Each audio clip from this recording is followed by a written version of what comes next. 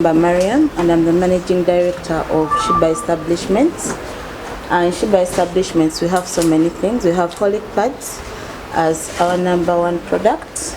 We have Shiba Cares as a foundation, and through Shiba Cares, we've tried to reach out to each and every girl child in certain areas of this country. When we started your TV, we said we were here to create opportunity.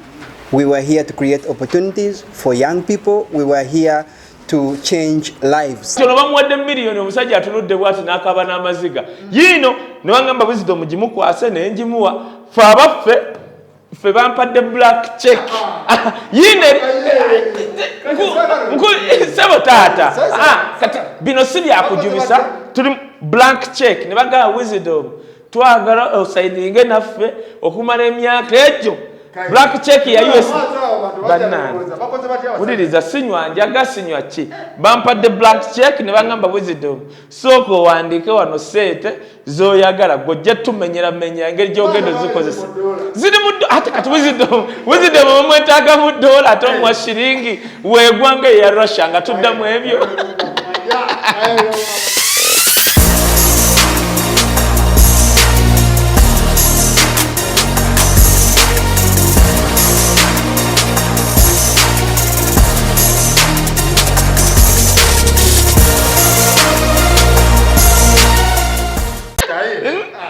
No omanyi kati kino ekintu twakitandika mpola mpola ne kizuukusa ebintu twakitandika mpola mpola. People see kankubulire teriyo muntu atayagala ku associatinga na muntu wakabi. We have the numbers betogera biri authentic ostegera omuntu najja yo TV omuntu yandibadde n'agamba nti yo TV kyeki yo TV just oli ambassador oli ki sebo ndi ambassador era akabaga nedda nedda kakati bino tubibanga byansi nti oba ambassador wa Uganda yokka ngensi so tata ndi ambassador wa Rise Investment but today era banonze n'okuba ambassador wa Yo TV ngamukola biki Yo TV kyekola isana app kubeerako TV zonna eza Uganda wegidownloading ogenda mu Play Store n'owandikamu nti Yo TV. Yo TV kiri YO TV ngabo kiri wano nogenda mu Play Store no downloading omalo ki downloading bwoba okozesa Yo TV ojjako VPN yo ye app yokka gy'okozesa mwattu nga tekusaba data nga tebiri mutega tolaba kakati MTN yasayininga neyo TV ne MTN kugaye tuli mu kintu ngenda bawa MTN kyekola kyokka just gojjako VPN kasito downloadinga Yo TV ng'oli eyo kakati ng'ogula omwezi oba oyagala okulaba wano firimu zonna zoyagala ez'ebweru n'ez'Uganda zebayita kibanda music wa bannayuganda ng'oyagala mulabirako ne firimu zonna just ekusabayo mutwalo ogwo gwokka MTN omwezi mulamba byonna n'obiraba kyokka ekyewunyisa n'ogenda ggulu zonna TV oboza byonna oba obiraba naye nga byonna obikozesa kasosasula omutwalo ogwo gwokka omwezi obiraba nga tekuli data tebiriiko teriyo app nkusiba gy'osobola kukozesa kuno nga totaddeeko data. Yo TV ogikozesa totaddeeko data. Bw'oba tolina mutwalo mwezi osasula siringi 5 n'olaba 2 hours n'olaba movie woba ojagala n'ogistopinga n'olaba TV n'okola ki ekyewunyisa ne weba program yakuyiseeko ku TV gwoddayo buuzi bwoti n'ogiraba oba osobola n'ogipozinga n'ogiraba kati Diiru eno ekusanga wa muganda abasajja bannoonya ne baŋŋamba ng'ate nina address siringa Isima ali bw'ati omulaba mu ssuuka bw'omulaba mu gundi bw'abeerawo n'akunnyonnyola kati bino omanyi kati Isima namugamba nende simulumba naye namugamba Isima sigala mu ebyo bya bloggers simanyi president wa bloga nga ogenda mu NRM kati Isima Diiru za signing ozimanyi kugendako mu sauna ne bamugira amagulu ne bamunyiga ku magulu ne kati zizino fe kye tukoze ku lunaku bwe bananivirinze we bandeetedde okwaniviringa ku Yo TV omusajja mu Karamoja buli mwaka wabeerayo kye bayita Karamoja Games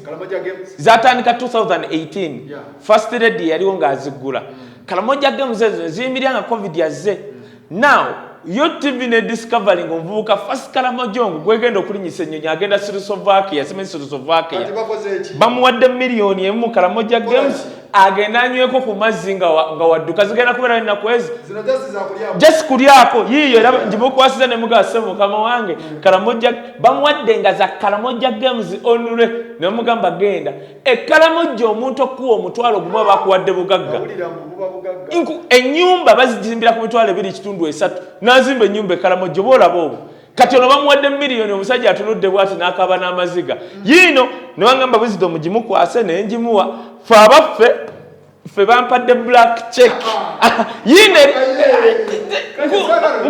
sebo taata kati bino si byakujubisa tuli blank check ne bagamba wisdom twagala osaininge naffe okumala emyaka egyo black check ya US banana uliriza sinywa njaga sinywa chi bampadde black check ne bangamba wisdom soko wandike wano sete zoyagala gojja tumenyera menya engeri gyogendo zikozesa ziri mu ate kati wisdom omwetaaga mu dola ate omwa shiringi wegwanga ya Russia nga tuddamu ebyo nagamba Faluku nagamba kasitolemera ku nsonga z'abantu abantu babeera ne bagana naye wisdom alwanye n'ekintu akuba kintu kya black check era wendese egundi eno maka njagala maka ngeri permanent omwana ndetedde maka etategereka njagala mpandikako ngeri permanent sente zenjagala nga tebabisangulako tukomeo mu boardroom mbamenyere ngeje ngendo zikosa nga ndyawo tugenda gende Kalamojja ne Shiba tutuuke tugabe pads tugabe nike Kalamojja kubanga ekyenewunsiza kati actually kitwale Kalamojja yo TV center zosasula ngo olaba ezo si data just zosasula ngo olaba ze bajjako 30% okuddiza abantu kati kwe kuyingira mu Kalamojja unagira nga bagenda Eastern nga bakomawo ne mu Central kalo bakola nnyo okuddiza abantu kati tugenda gende Kalamojja ne Shiba tugabe pads tugabe ne nika mugera ne Shiba ye chembedde sitamanyi nga simanyi nti baganda bafa be Kalamojja nti osoloba pads bwotoba wannika oba okoze toyina kyokoze batoyina kyokoze kati ngenda kubeera omwezi nga guno gugwako nga wembambaza nika abagala obambaza abatazimanyi nga wembalagirira ne pads zizo yes chemuliko mwakoze ka partnership ne Shiba Holding yes twakoze partnership ne Shiba kumugulako pads tugende nedda ka store eta wisdom nkugamba nze byange byenkole bisinga bya charity kati zizo bbiri ngenda ziwandikako bageze kundetera mapa kati yisima agenda kuzirika n'abamu bagenda kwogera kati agenda kugamba kati omusajja yakutte ekipapula awo nga kirya banyonyole nti no tuli ku floor number wansi n'eno floor number ya company number bangambye wandikawo dola zoyagala mbeewo ngenda ali mu boardroom banyonyoleyo ngende zikozesa baagala kubanyonyola break down naye nze mpandikawo zenjagala otegede njagifuna nasoma accounts ngenda jifuna atenze opita isimanti nakola gundi simanye economics ekistano ngenda bangambye gwandika bwomala ojje mu boardroom o breaking down kati kankubule anti kati Faluku kankubule nze nagana okulanga abantu besitategeera bano bankola ddagala simanyi gamanyi ga kisajja ga kikazi simanyi sinus simanyi UTI omala kunkonfirming nti UTI awona nfunayo wa UTI nakola ki so nange company ezimu ezijja nzeegaana kati chicho oba neji noba na bbiri nosinga oli omulaba mu sauna wava mu sauna n'agenda keri simanyi ngenze ku jahazi pia yisima asiba munyonyo n'omugamba omusajja omukadde ajja gwa mu mazzi ali munyonyo adyeno n'ogamba omusajja ali kuki Kalamojja mugenda Kalamojja waliye mundu simayi bawamba kati nze mbagambye wali mbadde mu press conference ne ngamba first of all wali emundu kitundu kirala Kalamojja ina 6 to 9 districts if I'm not mistaken kakati now si wonna nti waliwo olutalo waliwo specific district ng'emu bbiri wali olutalo wali nanya abatukana abantu bali abatulukana bajja ne babbeena ente n'emmundu unfortunately ekyaliwo ekyo eky'Ekalamojja ng'ebintu ebi abakalamojja balina emmundu zaabwe UPDF negenda nebakolako disarming ozibajjako nga temanyi nti walibaawo olutalo wezibajjako ne balondamu abavubuka batwala mu training oba bayingire LDU kati mu that period batulukana ebajjidde bakuba kati otherwise singa abakalamojja bayina emmundu nga luli lwaki musazeewo genda Karamoja Kampala tewali bantu anti kakati wostuukira Kampala bajja gamba era Wisdom temina be muyamba otandikire wabi teri kampuni ya mazima esola genda ngeeyo kubanga kampuni zagala kudda wano Kampala ne zigendako mu club njagala nkubuulire ffe tugenda kugenda ewantu bw'otosuubira kukola ssente kubanga wogende Karamoja teri akusuubira nti ogenda kukola returns kati kampuni yonna gy'olaba ng'egenze Karamoja oggaba omanya nti neyo kampuni yallo abalala omanyi kye bakola bagenda Karamoja ne bawandiika abantu ne babakolako information we bafuna information ne bamugaba mu bazungu ne bafuna funding tebaddayo gwe tolaba waliwo omwe yazimba yebidiba abazungu bajja ne bamugaba ebidiba biririddawa n'abagamba mugende wano batuukawo nga tebabiraba ne bamugamba nga tetubiraba omanyi kye yabagamba amaaso gammwe anti egeni gye gatali ga Africa tegasobola kulaba bidiba valeddamu zaawo kuva ku olwo tetuddangamu kulaba valeddamu kati ffe tugenda n'ebikopo n'emidaali buli mudaali gw'owangula ze ssente ogenda kulaba Bakaramoja ssente ze batalabangako kubanga Omukaramoja omusimba emitwalo 10 n'azirika tusoose ewala muleme gamba nti Wisdom ate agenze Nansana tuve Karamoja tugendere wala we mutya tulyoke tukomewe ne Kampala mu Buganda MTN anti nipata yo TV ina partnership ne MTN era we tugenda tesobola kukolagana n'abafere yii ne MTN atenze nani yambadde ebyekisirunze gwe kusoso kwamba t-shirt eriko olwa yero yes njagala tugende Karamoja gwe linda kosa wetumala signinga gundi yaffe $, wetumala signinga gundi yaffe check ngenda kukola breakdown nti ng'omwezi gugwako ngenda ne gospel live wali tugende tukikube twekuba Karamoja abo batambala mpale baŋŋambye wandiikako z'oyagala ogende banninze wali nkole breakdown oba mpandiseko $1,000,000 ngende wali breaking byenjagala nkole mu charity neyo TV yes ogenda kulaba kyotalabangako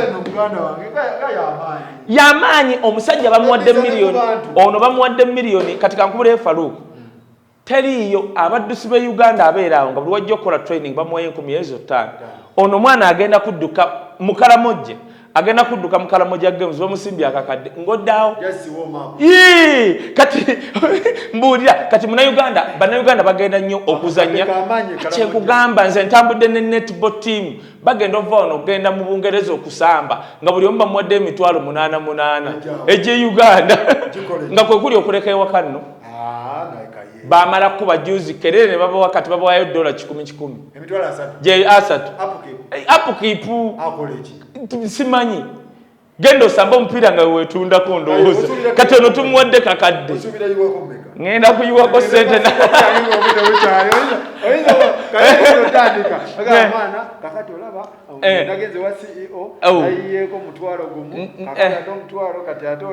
Faruku tugenda anti kakati Faruku tugenda teekako ekintu nga kye ati baŋŋambye teekako ngenda teekako ngende mbakolere ngudde ati kyekyo kati kankubulye waliwo kankubulye abantu abaweebwa omukisa Faruku baba baweebwa mukisa otegedde owebisaani omulaba atambula dda amabega tolaba BULOOGA abalala watambula step 2 maaso nadde emabega 5 nogamba omusajja ali kuki wayogerayo kimu ekyamagezi enkeera navu mu mwana wa Bob Wine nadde emabega mailo 15 simple as that ne Wisdom the most consistent waliwo omusajja yanfudde nangamba Kaye nkwagala nnyo bukyanatandika kukulaba yeggwe asinga okwanalizinga ebintu mu kintu kino simple nga sikujubisa sikola ki yo TV ekisooka kuliko TV za Uganda kuliko TV za Uganda era njagala okugamba bannayuganda abali munnange kankubuulire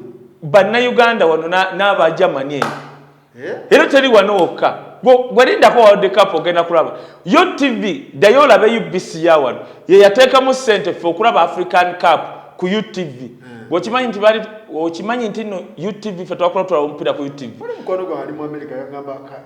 yeno bano bazungu obadde kigoli kumpi kundaba gyogenda kundaba bano bazungu muganda wange kyova olaba ye tamanyi bya data anti labayo ono tamanyi bya data era gamba njagala ogamba baganda bange mwenna abali e Bulaaya downloadinga yo TV ndabanya abaana abali awo bakadama biki nagamba nti kakati wobola wisdom obera ku gospel live ataka nteka downloading nombuza boka downloading okalabira obwere kati unanakola atya kati mbagamba yo TV oteka mu butesi boti boteka mu tekusaba data otambula olaba bulabe kugambye oteka mu boti novuge motoka yo ngogenda oba masulita ngolaba TV no opposinga TV nga program ebadde no opposinga botuuka eri no playing we wakomye wetandikira fenna singa tuba neyo TV1 bantu batano nga tulina essimu buli omu asobola okuba nga alaba program yemu naye nga wakulembedde mu maaso nze nagipozinzeeko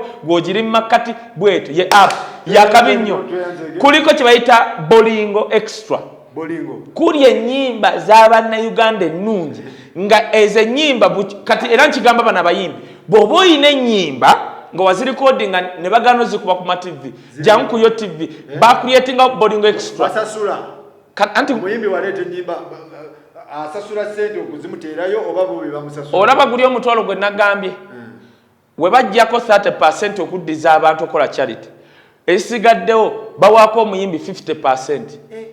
50 si byakwekwasa si byaki Ragadi yajja wano Haruna yabaddewo eggulu Misaki abayimbi omusajja yagana okulaba abayimbi bangi alaba omuku omusajja alinga muzungu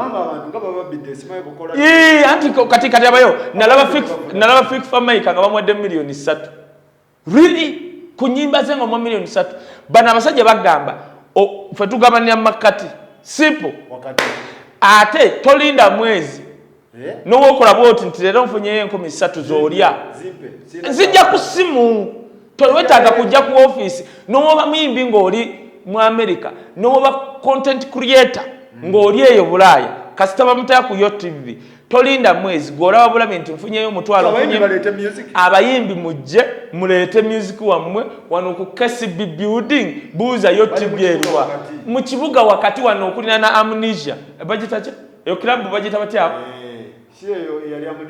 good very good oba no parliamentary avenue oli amnesia opposite amnesia bagita KCB building buuza yo TV tweyanza jja kufunako tunnyonnyole ne CEO wammwe nja kumunonyako nze ate bw'onoolaba kali akange naye sikwagala nnyo oli presenting ebintu biri gode technical kati kankubulire tosobola kuleeta MTN nolowooza bya kifere nange sisobola kuwambala kiakosa brand yawe bano MTN tekimanyi nze company zempresentinga zonna tugenda kudda eri kurwazi olabe emiti gye bazimbira abantu olaga abantu bayirawe tulina okuddayo either oba tulina okuddayo anti kati ezo basaze plot buli omu eka ne eka thank you so much era abantu bagenda kugula akapande bw'oba oyagala okuteekako akapande nti nze Faruku plot yange eyo nga bakakola bakasiiga bakasimba emitwalo gyo10 kati buli kampuni gye njogerako lwaki ngenda mpola ntya okukola bino ebintu okulanga kampuni nga nzibi kati nze nkugamba nti waliyo app gy'osobola okustreamingirako buli kintu ne TV ne radio n'owuliza ne radio kuyo TV kuliko radio TV kuliko music wa Uganda firimu z'Abannayuganda naye kubwereere kugambye bajamani bano kubwereere nga tekuli data ngwendaga app gy'osobola okuonako boti nezanya nga tekuli data tekiri kati abantu mwenna ab'e Bulaaya era kasita ojjako VPN weba te playing kubaako VPN bw'ojjako bujja VPN ng'otandika kulaba yo TV osasulayo kasente katono kenkugambye oba ku MTN mutwalo sebo starter webale nnyo saagala bagambe black check eno njagala isi masora n'okufa n'azuukira nga tebalya no njagala maaka eri permanent tuwandikeko bulungi abalogo baleme kulaba njireese sinagiwandikako pandikako bulungi amanya mpandika bino bye biruma abayayi kyovola ngenda nenewunya bali abagamba badde ku internet okumala emyaka 2 okozeemu ki ayambala bisiripa eri mu dola bagimpadde neme baleme kwekwasa bagambe nti tulina mu office wawe basologamba nti no tuli luddawo tuli ku office bagenda kulaba oyo omukala mojja oyo eyasanyusa ajuze n'okkaaba. Alright. Mwebale nnyo mwebale ddala Kaye bw'atyo ekintu akikwazaga mwaka gumu yakakuba ddiiro bbiri. Ampita ekirungi. Ampita nangawaayo Lwaza Forest yapagabwamba. Yo TV.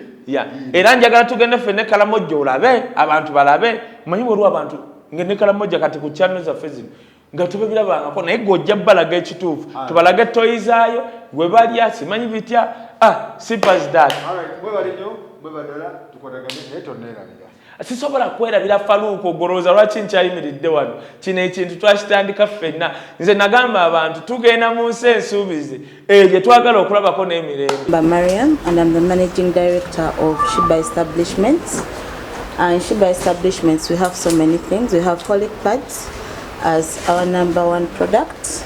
We have Shiba Cares as a foundation, and through Shiba Cares we've tried to reach out to each and every girl child in certain areas of this country, and I'm so glad to be part of this platform that is taking sports in Karamoja. I personally have been in Karamoja. What people say actually about Karamoja, very few people go down there to see what actually happens in Karamoja. And one of the reasons why I'm partnering with your TV, I think I told them about the Karamoja story.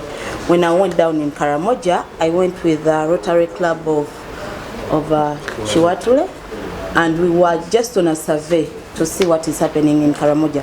So I took pads to the girls of Karamoja. I wanted to sensitize them about menstrual hygiene. But it was on a sad note that even when I took the pads, the girls and women in Karamoja didn't have knickers. So you can imagine you're taking pads, but they don't even have where to put the pads. So this was so alarming. I've tried to reach out to even organizations that we come together and at least provide knickers and pads to the people of Karamoja. These people actually sit in the soil when they're in their periods. The women sit in, they compile that their soil is like sand. They compile it, they sit on it, they cook from there, they do everything from there. Then these teenagers, since they are young and their district has a lot of sunshine, for them they just move when they're in their periods, and blood just dries up on their on their skins. This situation was so bad in Karamoja, and one of the reviews we got, people got there to get these reviews, these things, they talk about them, but they never go back to actually give back to those people. They don't go back. People get footage. Through that footage, they get funds, they get money, but they don't go back to actually help them. And these are the things they were talking to us about. So I was so glad to partner with your TV, and we are going to go back there in Karamoja and look out for a girl child in Karamoja. And we call upon even the whole country. Let's come together. Let's help these people. Let's help these mothers. There is insecurity there. In terms of sports, you cannot train very early in the morning, like you're going for your jogging, because of the hostile tribes. So that's where we get challenges. But for now, at least we are getting some sporties because of the chairman. Now I would like to thank chairman for making sure that sports is accountable in Karamoja. Because now I'm seeing a lot of progress in sports in Karamoja. Those days they used to tell us that Karamoja, we cannot wait Karamoja to develop. But as per now, I'm competing with those people who are like they are saying they are developed. But I'm now defeating them, which means also we are soon developing. When we started your TV, we said we were here to create opportunity. We were here to create opportunities for young people. We were here to change lives and to change how things are done in terms of media, in terms of entertainment, and in our communities. So for us to be talking about Karamoja games today and your TV channels here seated at the same table, this is what we are made for as your TV channels. We are here to, for us, this is more than just games for us. This is talent search. This is building skills. This is finding a dream and building it. This is finding someone who is capable of going to Slovakia. This is finding someone who is capable of going to Beijing from Karamoja. I mean, we celebrate Kiprotich, we celebrate all these stars of ours that go to the Olympics and they come with medals, and we pick them up from the airport with draped in flags and the roads you know, convoys and all this. This is where it starts from. This is where it starts from. It starts from your TV channels. It starts from the Horic pads. It starts from the Karamoja Games, us deciding to make a very brave decision to say, let us go where everybody does not think that it is a good place to go. Probably asking the question, how secure are we to go to Karamoja to do something there? Okay, and for us that's absolutely secondary. That question does not come into our minds when we think about what could possibly be in this place. What talents could we find in places like this? Our ultimate objectives of Karamoja Games is to ensure to bring unity in the region and peace. That's why we demonstrate by bringing all the 9 districts together to converge in one district. So it's incumbent of the government of Uganda to ensure that peace prevails. So we as Karamoja Games, we actually work, we support our government to show the people of Karamoja that we are one. Because sport really brings a lot of unity, sport brings joy. So security is guaranteed. Our chief guest for the occasion is a minister.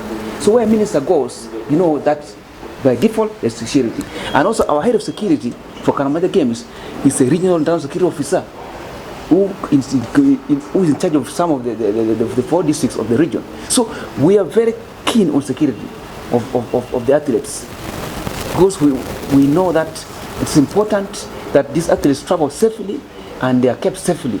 And we always involve all the district leaders, stakeholders, the RDCs, the LC5 chairpersons, and the district police commanders. We involve them, because when we are having the games, we have a security meeting.